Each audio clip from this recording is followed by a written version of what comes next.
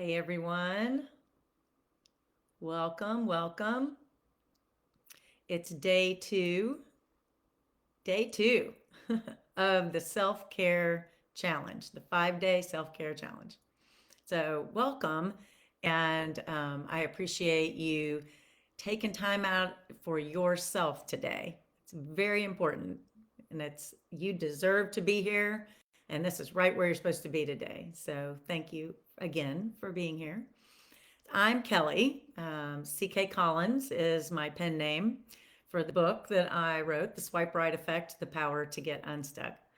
And as part of my growth beyond that book, I really started doing a deep dive into self care and recognized that the empowerment practices from my book were actually all about self care. And so I love that people are showing up for this challenge, that they're recognizing they have a need for self care.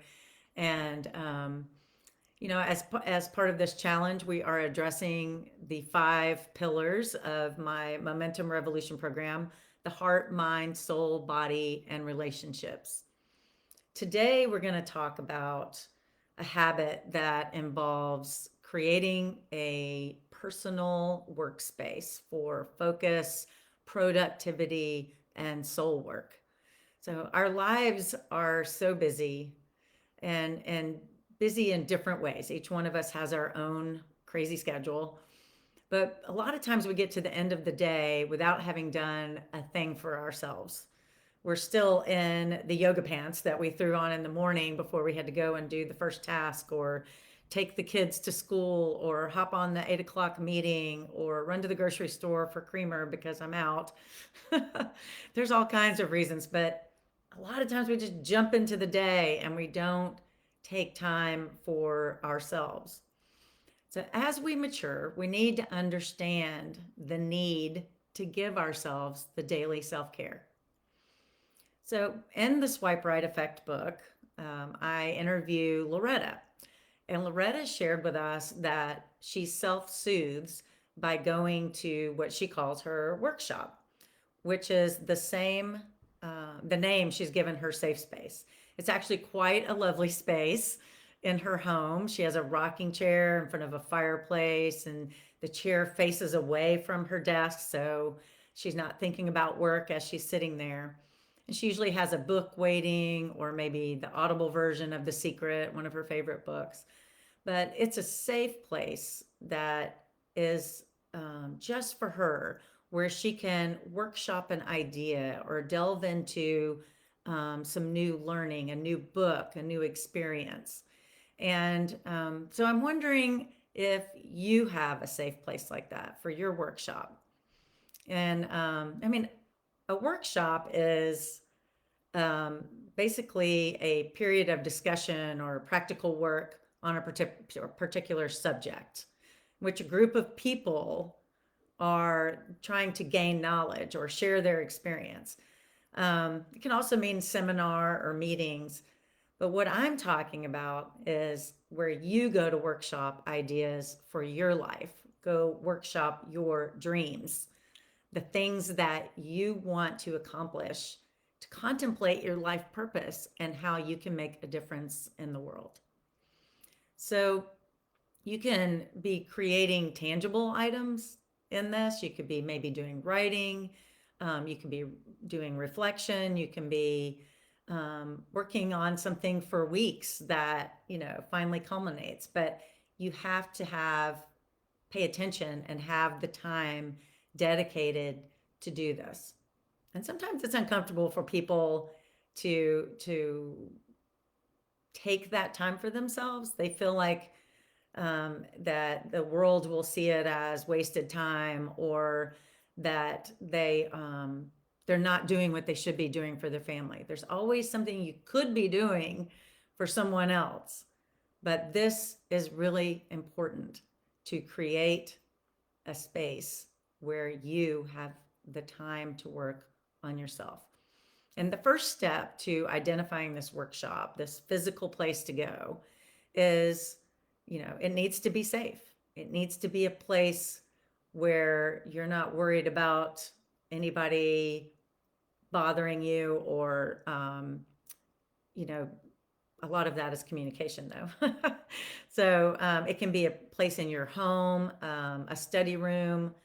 If you don't have a place in your home, you can go to a library and get a room. You can possibly go to your church and ask your pastor if there's a unused Sunday school class.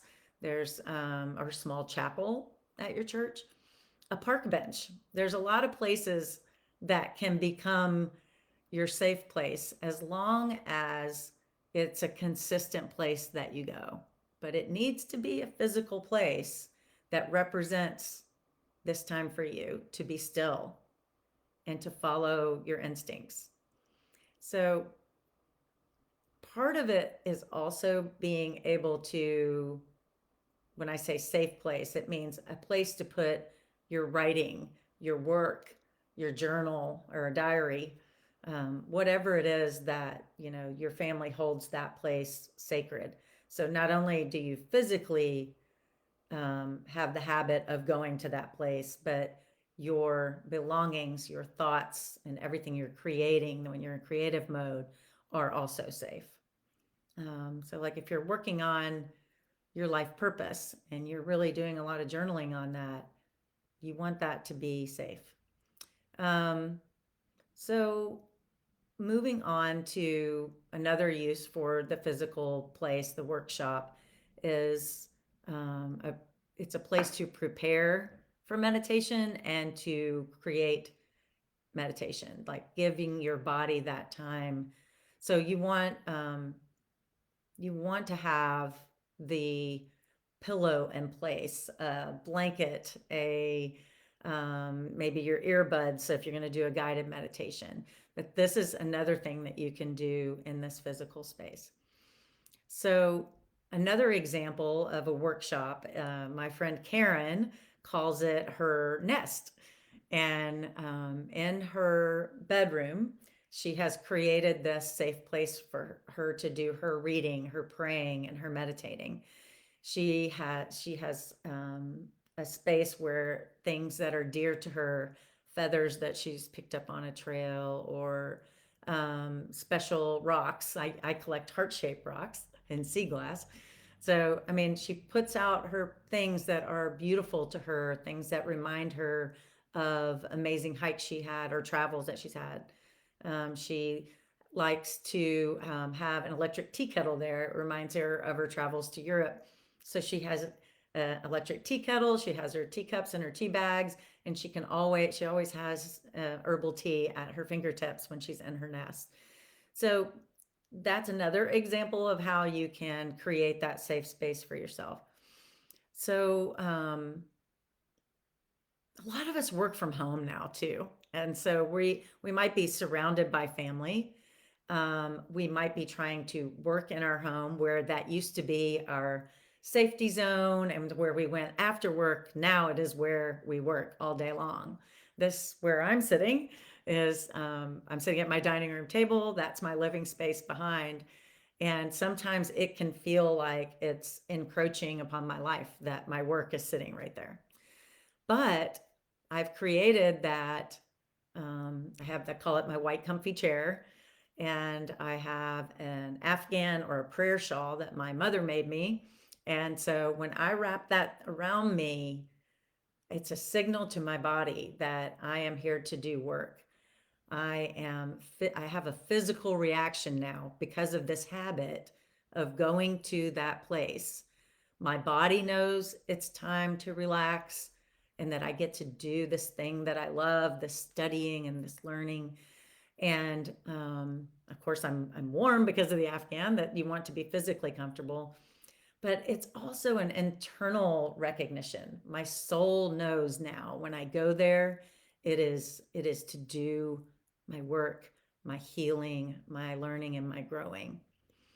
Um, my coach told a story the other day about a man who works from home, and during the pandemic, the family had to work out how is this going to work, that dad's home and the kids are home for the summer, and or they were home from school, and so they came up with this. I love this cute little story that put a baseball cap on when he went to work.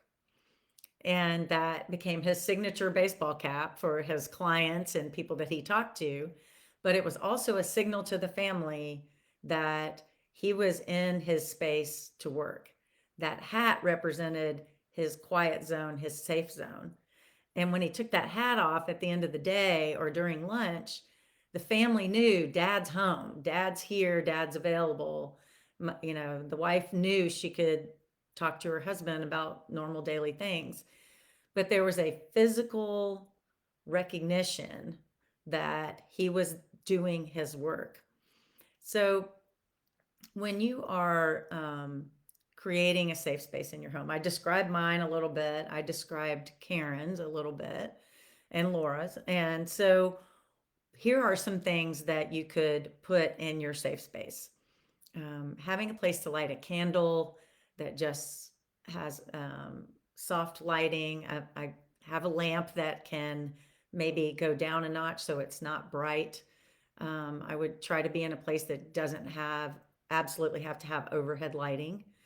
Maybe you have a special water bottle that is in this place, so it's always there when you need it. I recommend having a journal and a pen, some kind of blanket. I always I have a collection of scarves, big scarves like this, blanket scarves, and I'm generally walking around with those in the winter, but I still also have the prayer shawl my mother gave me. A lot of people want to have a talisman, something like a heart shaped rock or a special little pocket trinket that somebody they love gave to them, or something that represents a travel or even a goal. I know somebody who has a little globe, and she keeps that in her nest to remind her of her goal to travel. And sometimes that traveling is done mentally for her.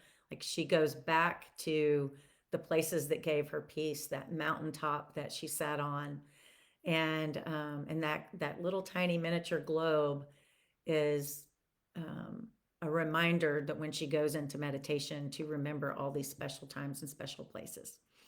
So I believe in the habit of going to a safe place, and I highly recommend that everybody has that. And if you live by yourself, that's great. But it's also really important if you don't live by yourself, if you have a roommate, a partner, children. You can't really teach a dog not to come, but it's important to have a talk with the family and say, when mom or when the wife or when the roommate is in the white comfy chair, is in the nest, if the bedroom door is closed, I'm doing my work. If the bedroom door is open, we can talk. Um, and if you can't find a safe space, you know, consider what I said earlier: the library, a church, maybe a co working space where you have your own office and you can close a door. But find this, do this for yourself. You're at a point in your life where the work that you're doing gets deeper and deeper and deeper. So that's my habit tip for the day. Thank you all for coming. And after I um, end the live video, I will be checking the comments and answering any questions that you have. Hopefully, more people were able to find this today. I apologize for the glitches yesterday. Um, so that's it. That's your habit. I want you to think about your heart, body, mind, soul, and relationships and the habits that you're forming, and give yourself this gift of a safe place to go. Give yourself this gift of a workshop. All right, I will see you tomorrow with another awesome habit that really doesn't take any time, that you provides meaningful change to your life. Thank you. I'm CK Collins. I'm signing out.